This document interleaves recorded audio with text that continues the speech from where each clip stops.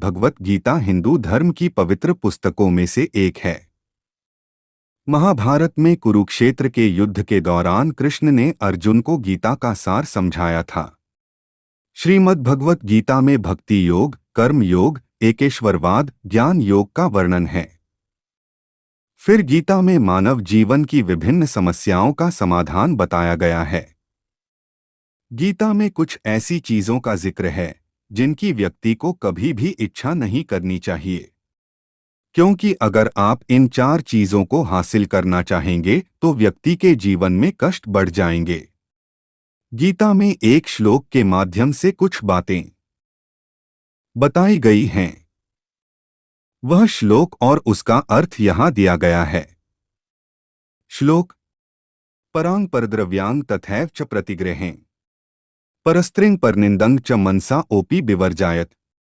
अर्थात अगले भोजन, अगले धन, अगले उपहार, परस्त्री और दूसरे की निंदा की इच्छा कभी नहीं करनी चाहिए। दूसरे का अन्न न छीने।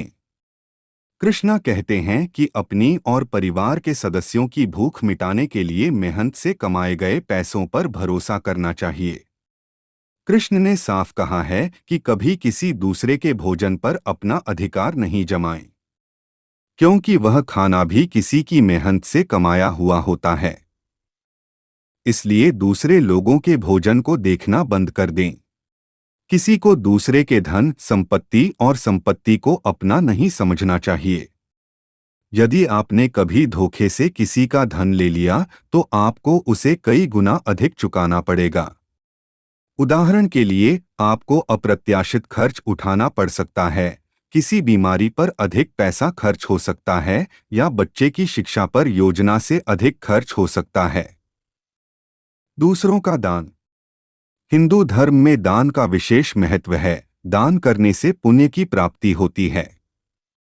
कृष्ण ने कहा कि यदि तुम दान करना ही चाहते हो तो अपने कमाए हुए धन से करो।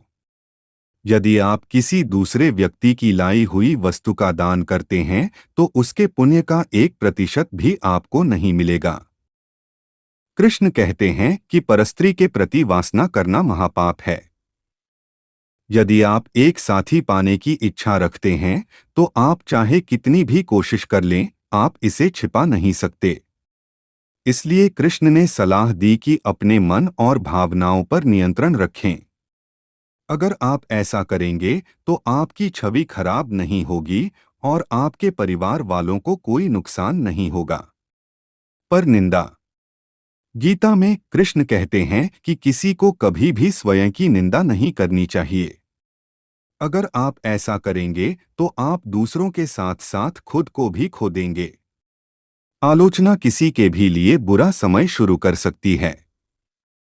आप दूसरों के सामने गलत साबित हो सकते हैं। इसके अलावा निंदा करने वाले व्यक्ति पर कोई विश्वास नहीं करता और यहाँ तक कि वह प्रेम से भी वंचित हो जाता है।